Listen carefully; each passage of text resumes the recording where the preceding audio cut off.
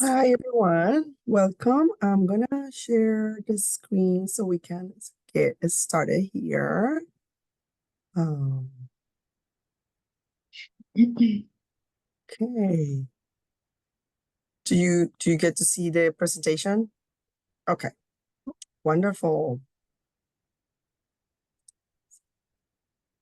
Okay, so today we're here together to learn about the process of transition from IFSP to IEP.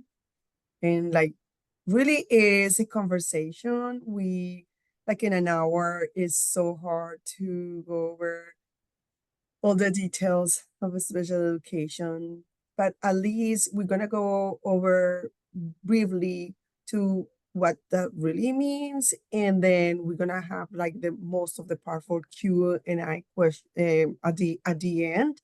So if you have already questions, things that you want to learn, ideas that you're coming with, just feel free to put it in the chat while we are presenting.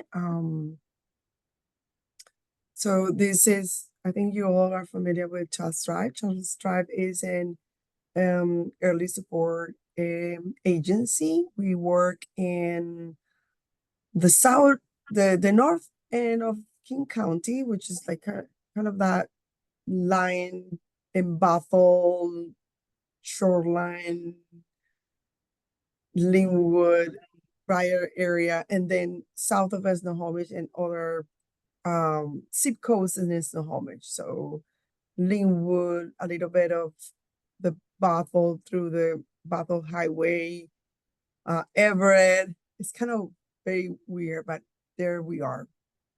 We provide early intervention services for children birth to 3, and we have other programs that you can check in our website. And if you have any questions, you can just put it in the chat as well. Okay, with that, today we're gonna do a brief introduction of who we are. The team. I'm here with Melissa and I. We both work with Trust Drive. We're Trust Drive employees. We're gonna briefly go to special education and what are the differences between IFSP and IEP, and then questions, and we will share resources with you as well. So my name is Catalina Rosa Angel. I'm a licensed independent clinical social worker, working in Child Strive and what we call community mental health in Casino Road. Mainly, I'm the family counselor there in our program Outreach and Community Services. I came to this work because I also have a child who went through early intervention when we first arrived 15 years ago. My daughter already has 16 years, and so we went through her intervention, and it was enlightening to have her going through early intervention and all the support. So, a certain point in my life, I decided to change careers and dedicate my time to work with families, mainly Latinx community, with children and individuals with disabilities, learning challenges. And now I'm a family counselor and I do enjoy a lot my work. Elisa. Hi, I'm Melissa. I'm a family resources coordinator, and I came to this work like Catalina. I have a son who has went through early support services and is now a young man. And so we also went through the transition from early supports to those school district Part B services. And so I've been doing this work for about 20 plus years, and landed in birth to 3 just because it just feels like such an important time to in the beginning of this journey to get parents to be engaged and really to understand the system that their child may be moving towards. Okay, thank you, Melissa. Mhm. And before we go, we continue, we would like to learn who is with us today. So if you could maybe write your name, if you are representing an organization or you are just a parent or a relative. So we want to learn who's your, I mean, what role are you in today, or maybe both. You are also maybe a provider. And we want also to know, how do you hear from us? How do you hear about this session? Because we want to also learn from you. And feel free to, start sharing, questions. What are you, ideas that you come in today? So we we maybe are able to respond some of your questions, and if not, we'll figure it out on us together as a group later on we can follow up with that. Okay. Okay.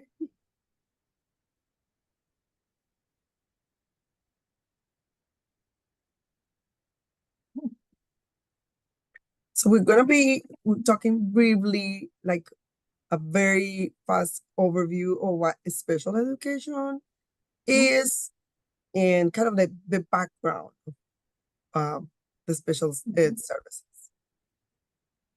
Okay.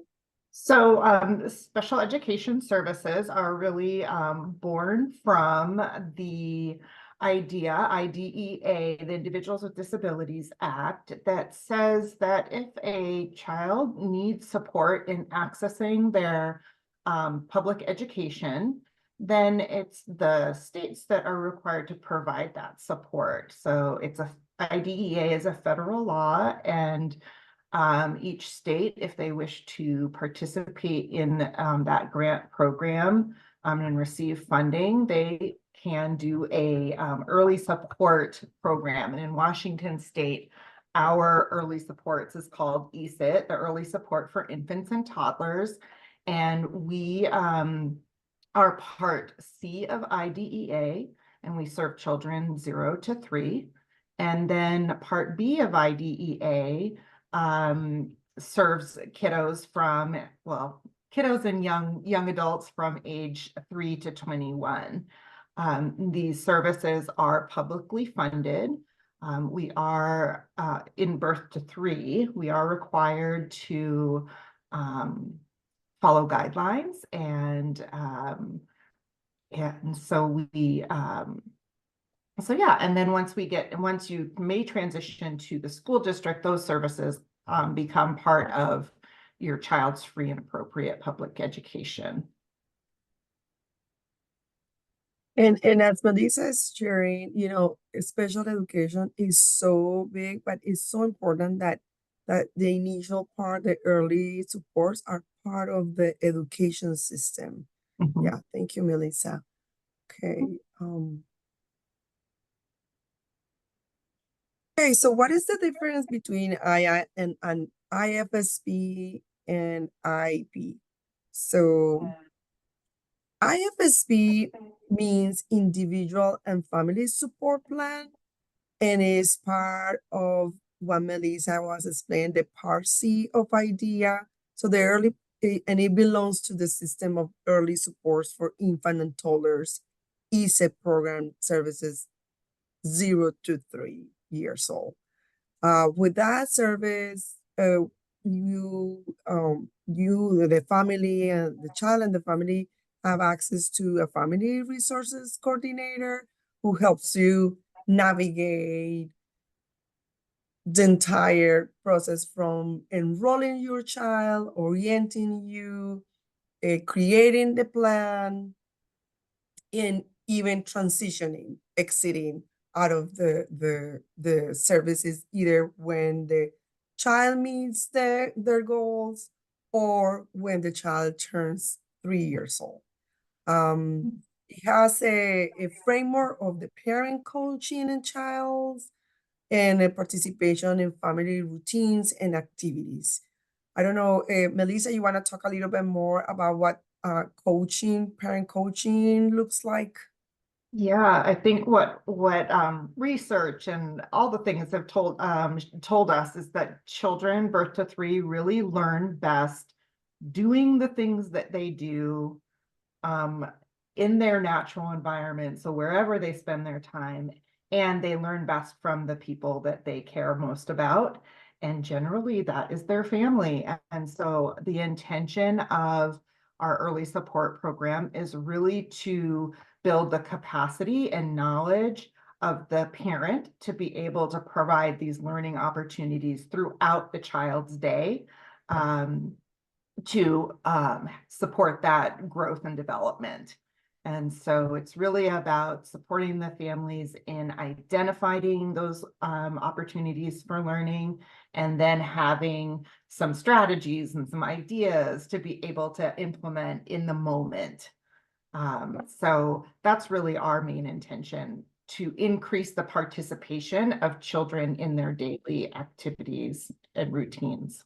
Yeah, and that's one of the reasons that services are provided either in their homes, but the system called the natural environment, either in their home, in the community, is not center based, is really family focused. So that's super important to have a difference, because once the children move to the school system, the district system, center based, and with an individualized education program, the part B of IDEA, the child moves to be a student in the system, in a school, in a center, which is quite different.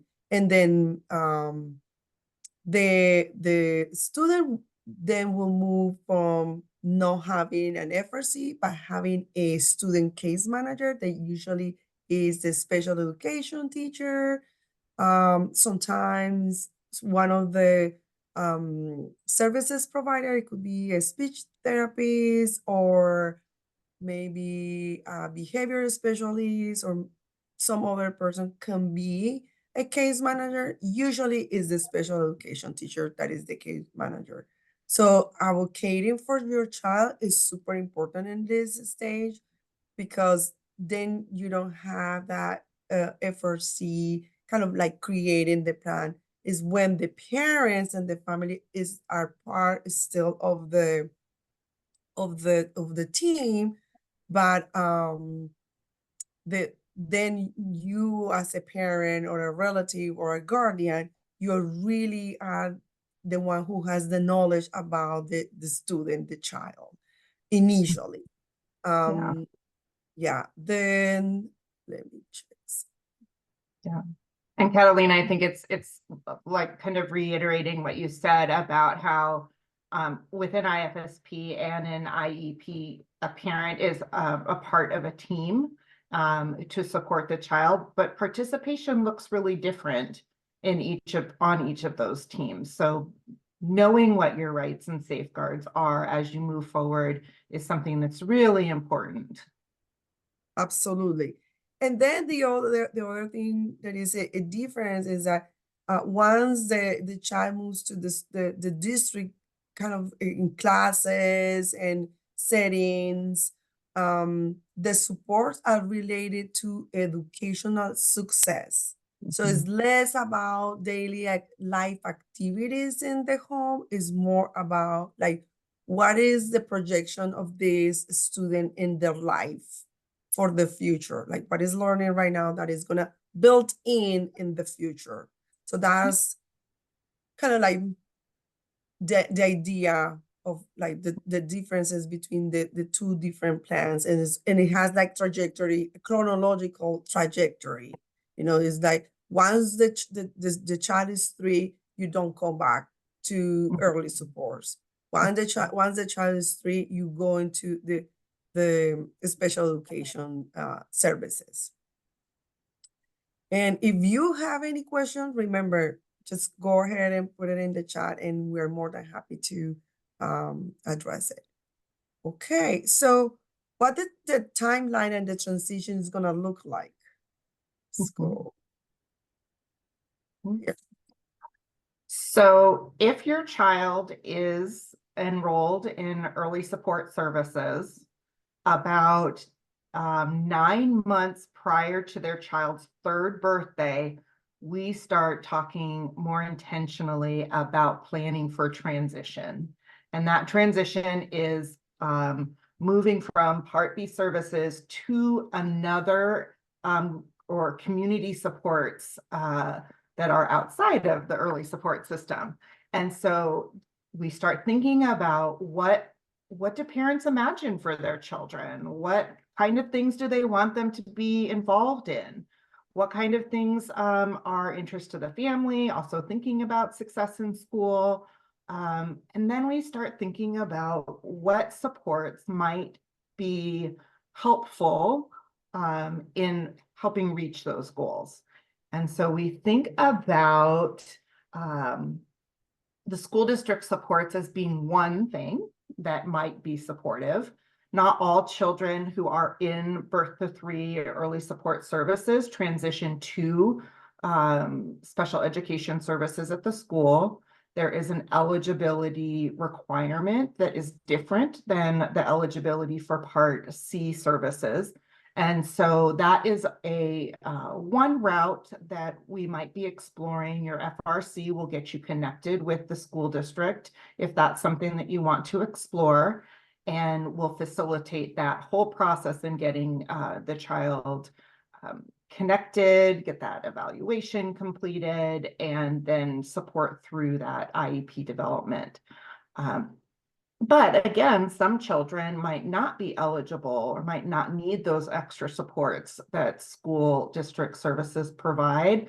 So we will also want to think about community resources. At the age of birth to 3, we're thinking about daily living, we're thinking about participation in activities. So those could be community activities. Those could be just going where other children and families are and having your kiddos interact with each other. It might be enrolling in a preschool or going to a library, story time, play and learn groups, park and recreation. So we want to think about all of the things that are available. And the school may provide services, but it also, again, is really looking at their academic success. So as we are doing our transition planning, we want to find balance for the school, success in school, and success still outside of the school services. We also think about private therapies.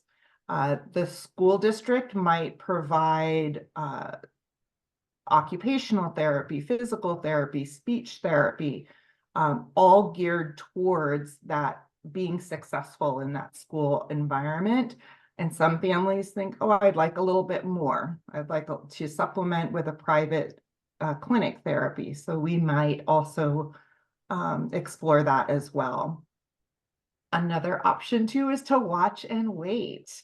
We're talking about kiddos who are 3, 4, and 5-year-olds. There's a lot of time in between this time and when school starts. And so if the transition planning is we're going to watch and wait, doesn't mean it's a now or never. Child Find is the program that helps identify children in the community who need that support. So you don't need to have a transition plan or a transition or be enrolled in early support services to be able to access those school district supports. And Child Find is in every residential school district, and a parent can ask for support, ask for an evaluation if they have some concerns about their child's development. Yeah, Melissa, and also that goes also with children who haven't gone through early intervention, don't they? Yeah, So absolutely. how does it, could you explain a little bit on how does it work? Let's see, a family kind of lose their mark of the 3-year-old before the 3-year-old. So how does it work for those families, So for if those children? a child who maybe was not in early support services, but Yes. now want to, yeah, so they would call their local or their residential school district. So wherever you live, you'd find your home school and call them and request, say, I have some concerns about my child's development and I'd like to have an evaluation. And then that triggers a process. The process being you go in, they might do an evaluation or a screening to determine whether or not a full evaluation is needed. If it is, they do an evaluation, much like the evaluation that was provided in Birth to Three. If you went through that system, they'll look at all areas of development, and then they would determine whether or not they were eligible for services. And then together, as part of the team, you would develop an educational program. Right. Yeah, I saw a Uh, hands up. Alejandra? yeah, there are some, I think I saw, This is Alejandra. okay. You have a More question? than a question, I have a comment. Okay. On the call, wouldn't be better because my first language is Spanish. Okay, so at the beginning, I didn't know the school system, so it wouldn't be better for programs of Birth to Three to help them a little instead of giving places a call, telling them to do it in writing. Like, I learned the hard way where I used to talk to places and they listen to you. It's true, but they don't follow up. Like, I request a meeting with a teacher and the teacher, she say, yes, we can meet. She never follow up with me in that meeting, and I end up losing 3 months. So it wouldn't be better to let parents know. Do as a suggestion to always do it in writing. Okay. Yeah, that's a very good point. And I think that that is part of really understanding your rights and safeguards. Yes. So a parent, a child in this system, in either of these systems, have rights. And they are very extensive in Part B services. There's a lot to understand, but they really are meant to protect the child and then also hold the schools accountable for the services that they are to provide. And so really understanding how to participate in that system is really important. And Alejandra, you make a really good point in that everything should be done in writing, because it does trigger a reaction or an action that the school must take. So that's a really good point. Thank you. Yeah, that's one of the things that I wish that my FRC or providers who were working at the time with my child told me, and also like a little bit of training, because during the transition, there was not much of a support. Okay. Or education for parents. But sometimes I understand that it depends on the case, but I was like, yeah, totally lost, and I was like, okay, thank you. Yes. I think you bring a great point, and one of the things is that even though there is a timeline and 9 months go very fast from this transition, there is a lot of information that parents and families have to go through, and sometimes because of language or differences in our learning styles, receiving this information about this process in writing, I think is also ideal. So families can revise, and you can always ask for it. That's another thing. Like, either if you are still receiving services, you can ask for it. And if not, if you can share this with other families that are going through or are going to go through, just share with them how important it is for families to rely in this transition process on the FRC, the Family Resources Coordinator.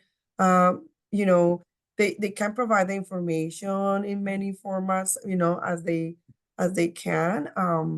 It's complex because it's when at the end you're gonna see a like 5 or 6 links with resources that are the main pages where you can find all this information from a very complex language to a very simple language. But yeah, of course, the agencies are trying to do this transition as easier as can be for families. Oh, one thing that is important to know is like once the child turns 3, like actually in their birthday, the services for from early support finishes. So it's like right there in the moment, which is, you know, it's just part of that policy. And then it's not like the next day the Part B starts.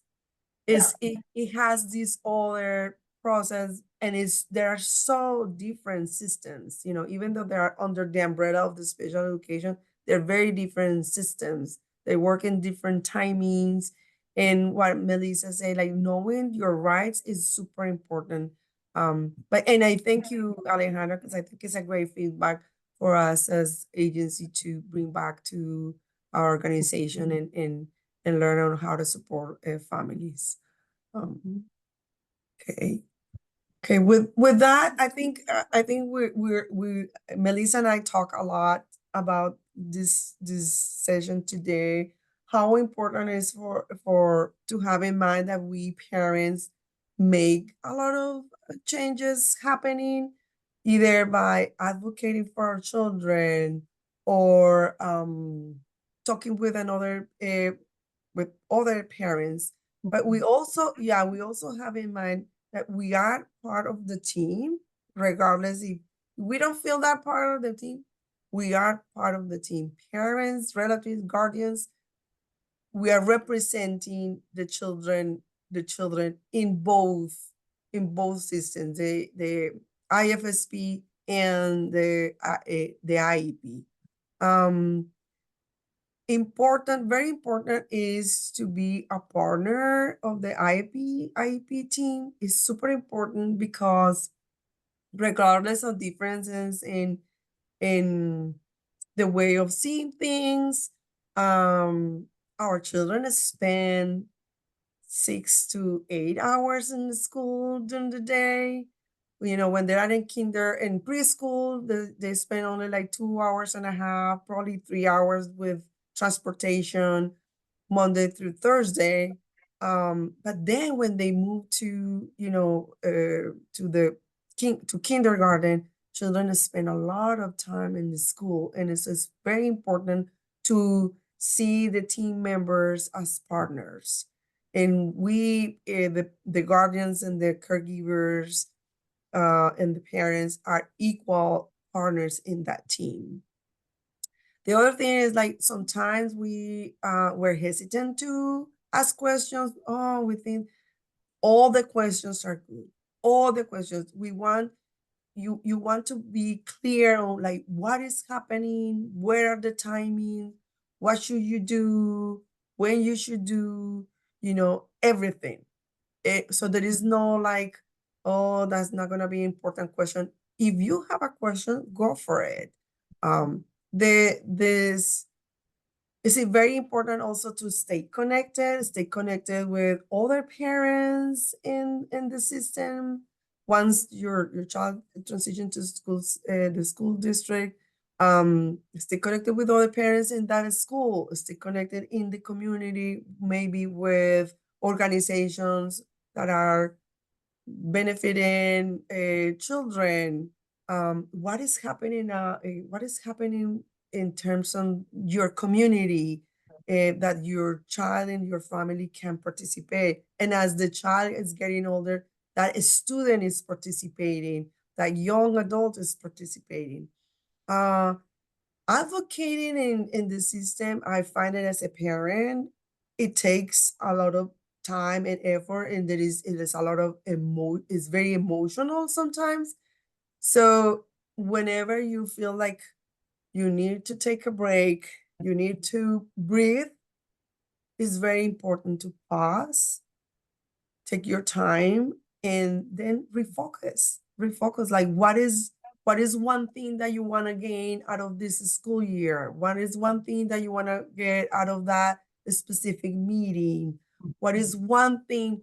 Because if we focus on like too many things, sometimes we don't get enough. But if we focus on just one thing, we can move forward to another and another. Another thing that I've learned throughout the years and even supporting families is that this process is very personal, it's very emotional, but it's also about the child or the student. And having in mind that it's not about me, it's not about these other people, it's about what is good for this individual that we are all cared for, it gets easier to be able to talk, ask questions, request things. If we don't agree with the other, it's okay not agreeing with other people. But if we are secure that this is what is important for this child, this student, go for it, regardless of the other person. Ask for explanations, what this can happen, what cannot happen, how does it work, who's the contact person, all of that. There are many ways, different ways to support students in schools. That's why it's an individualized plan in both systems. So my my student IEP will look very different from my neighbor's student's IEP or my friend's child's IEP. So have in mind there are many ways to support the students in many different settings. And Melissa and I also talk about, and she touched a little bit on like maybe therapies are not the things for this student. Maybe, having more social interaction is what the student needs. Maybe participating in a choir is important for this student because it has a time to enjoy with other students. Maybe participating in a sport, regardless of that is competence or not. But yes, what is important about the student that is unique to that student, that person. Melissa, you have something to add to this? No, I think to reiterate that there's so much to learn and you don't have to know it all at once. But to ask questions, just know that you need to and you can ask questions along the way. And I think really important to the pausing if you need focus. We all who work in early supports or in the school district, we have those guidelines that we have to follow. We have our agendas that we need to get through and that the timelines. And when it really comes down to it, I take my my FRC hat off and put my parent hat on and remind the parents that you are part of the team. And if you are feeling overwhelmed, you can slow the process down, take the time you need to ask questions, find those resources, and then come back to the discussion. So you really are kind of driving the car. And so the more knowledge you have, the more confidence you have, the better advocate you're going to be for your kiddo. Thank you. Okay. Okay. I think we have we're going for questions. Alejandra, I see your hand up again. Yes, it's not a question, it's more a something to add to it. One of the things that I learned through a different organization that go to the IEP meetings with a friend, someone that you it has your back, because one of the things it really becomes very emotional, and as a parent, you might want to get everything, but you explain the reasons why is it important for you, and you listen to the other part where you can get in the middle and for the benefit of the student, right? I think that was it. I have many questions. Let's go to the question part. Thank you. Yeah, I think in that process, the transition process, super important that know that the FRC is with you and your family when all these initial meetings with the school district are happening. So that person is your goal person initially. Like once you are in the school, yes, connecting with organizations, and we have in the resource a page, we have a couple of organizations that provide some company, what they call the parent peer or peer IEP. It's a person who goes with you and help you taking notes, and then after that processing. So in King County, you have people from the Arc of King County. In Snohomish County, you have people from Snohomish, the Arc of Snohomish. And there are other organizations that provide it's not an advocate, it's more like a person who goes with you and help you process and understand, just like Alejandra said, because it's a very emotional, and you are trying to focus on like what the people are saying, but there you also have other things in your mind. Okay. Yeah. If somebody else has another question. If no one has a question right now, I have one from the chat. Okay. I just saw another one pop into the chat too. Let's see if it's lead off of. It says, I've never participated in an IEP meeting. I'm hearing that it is a very emotional process. Could you share some expectations about what to expect? Yeah. I think that it can feel very emotional, and I think it can feel like kind of like you're caught up in this wave and you're not really sure where to go and what to be. And I think that the important thing is to know that you have a voice and you can find your bearings. So when things, or if things start to get emotional, or you're not understanding, then you should speak up. I do want to say, though, that a lot of the times you have to remember that the school really does want the best for your child. And so they are really working towards a common goal. It's just that you might be coming at it at different, with different expectations. So I think that it's really important to know what the school is there for and what they can offer. The school isn't required to give you every service that you think your child needs. They are there to provide support so the child can be, and again, the least restrictive environment is the least amount of support that they need to be successful. They don't want to give too much, they don't want to give too little, they want to kind of find that sweet spot. And so really understanding what those school services are, I think you will come in with a more realistic expectation. I think working again with your family resources coordinator, if you are in early supports, is helping identify those school district supports, what they might be able to offer, those other things that you're interested in, where you might access those services. So I think really coming into the IEP meeting or the IEP process, it's really important to know what services are really available to help kind of lessen that anxiety or that worry. And keep in mind, they really do want your child to succeed.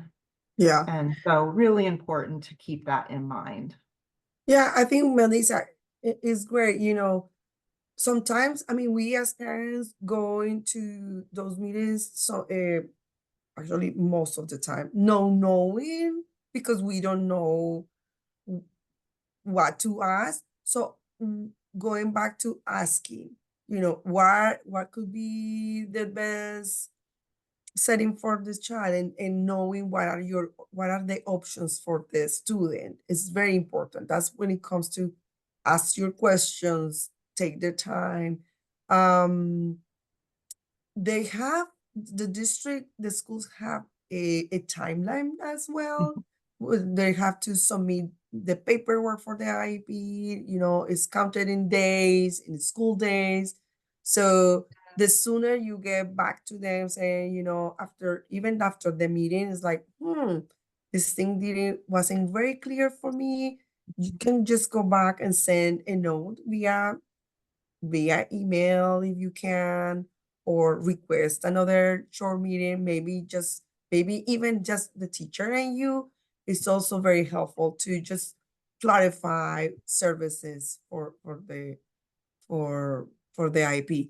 One other thing that I feel like is emotional is because most of the assessments that our children go through are deficit based, kind of like the results is like, well, qualifies below, if this child is below certain number or is not meeting this. That's kind of like how services are allocated to the student. So that's one of the reasons. It's very emotional because you know you have this precious kid with you that you love, and the terms that the system is describing the capacity of this child is in the that deficit focus. So that's kind of what I feel like it could be very emotional. But if we go there thinking like, well, these are the challenges, and how can with these resources make it possible so this child can access the education that we want? How can we look into like the near future and the little bit the farther future with that mindset? Then it is easier to go through the IEP process. And I think I love what Alejandra said about bringing a friend, or the like Catalina said, the ARCs of King and Snohomish County, they have programs, parent to parent, helping parents programs that really can walk you through and talk you through what to expect at an IEP meeting, how to participate. There are a lot of resources out there that can help you kind of know what to expect and prepare. And again, slow things down. I think as you get to a meeting and the plan is already developed and the everybody's ready to sign, and you're like, wait a second, I'm still thinking about this, and it's really okay. And so knowing that it might be a challenging situation, a meeting, emotional, but you really do have the right to make sure you have all the information that you need to make an informed decision about what's best for your kiddo. Absolutely.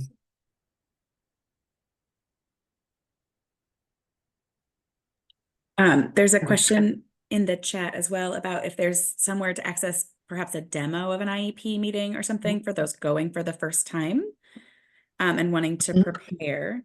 And then I'll just loop in another question because they're kind of related from the chat around questions that you talk about asking questions. And if you are in an IEP meeting and you are a little overwhelmed and you aren't sure what question to ask, do you guys have any like start with this question, or like write this down and bring it in so you can read it when you're overwhelmed and you're not sure what to ask kind of questions? Yeah. Yeah, there are some really lovely resources out there. I'm trying to think, I think it's called the Parents Center. I wish I put it on there on our resource list. Maybe we can update it, but there are resources out there that have 10 questions you should ask at your IEP meeting, or things to think about as you prepare for your IEP meeting. So there is a lot of information out there. You can Google. Again, the Arc of King and Snohomish County, this is what they do.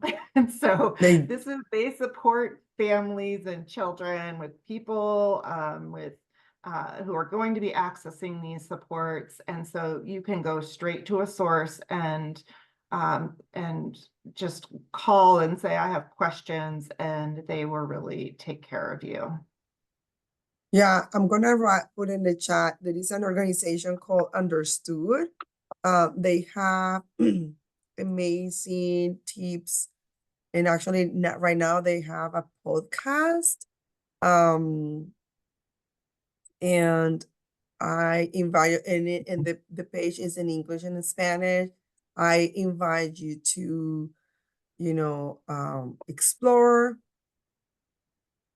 I'm just gonna put a link in the chat box too. It's called the Center for Parent Information and Resources, and they have a lot of good information. And I mean, as an FRC, I find myself landing there as well. And they have a lot of good information about IEP process. As we have listed on one of our resources to the OSPI, there's a special education ombudsman, and they on that OSPI website there is a whole section on how to support your kiddo in the special education process, how it works, how to participate, what to expect, how to advocate. And so there's a lot of really good information on that OSPI website. And that's another thing too, is that, special education and it's part of the education system. And so if you have questions, talk to the people, talk to your principal, talk to, your teachers, talk to your ombudsman. There's lots of good educational resources out there. Yeah, Melissa, I think you bring a great point.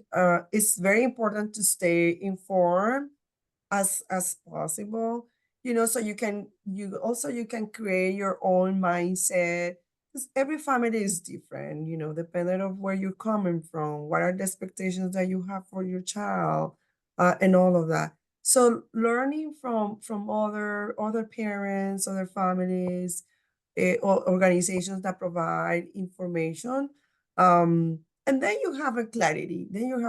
Where do you really want to go? I think for me, when my child was like transitioning from elementary to middle school, I was like, oh, okay, this is kind of, I'm very secure on what my child is really wanting to go, and also where do I want her to go? Because that's another thing. Like, as the student grows, you see different avenues for because they have their personality, flourishing, and then you understand that what you're really wanting for that child maybe is not what the student wants for them. So yeah, having more resources on like what is available, what could be happening is very useful to help guide the process. Yeah. And I would say, don't put all your eggs in one basket. I think, and I think time, it takes time. And I think that I had said again, my son is 27 years old. He still is in this kind of disability community. And honestly, I learn something new every day. And I live and work in this community. And so I think just give yourself grace and know that the decisions and how you view your child's participation is going to kind of ebb and flow. And sometimes you're going to be really involved, and sometimes there might actually be some smooth sailing. So just know that it's a journey, and that and you'll find your way for sure. We have a one slide with resources. I think this is super important that and we remind parents, if your child is enrolled in ESET, talk to your FRC, lean on that person for questions, the process, timing. You know, when children are younger, you have a lot to do with children, and maybe you have other children in your family. So it's a little bit complicated. Now, if your child is not enrolled in ESET, remember that there is a child find in every single school district. So you go to the district website, you can even just put it in your phone, child find Makatia School District, child find Edmonds School District, and it will pop up. And they have different ways to connect with them. Some of them through an email, through a phone number. Sometimes I just go directly to their office because I've been calling, nobody answers. You can do that too. And I just want to also just say too, you know, if you are enrolled in the ESET program or anything, and you're not getting what you need from your FRC, you know, sometimes we have new FRCs who are just kind of new to the thing, that you can say, I'm not understanding. Is there anyone else that can help? Anyone else who can support? And I would say that every time you ask a question, it's not one and done. You can ask that question of multiple people to better round out your understanding. So just be persistent and know that your job is to ask questions so that you can make an informed decision about what's best for you, your child, and all. So just be persistent and don't be afraid to ask for more help. Yeah, I think we're gonna update with a couple other resources this last slide, Rebecca, but I think we can share this short presentation with people so they can recall some of the information.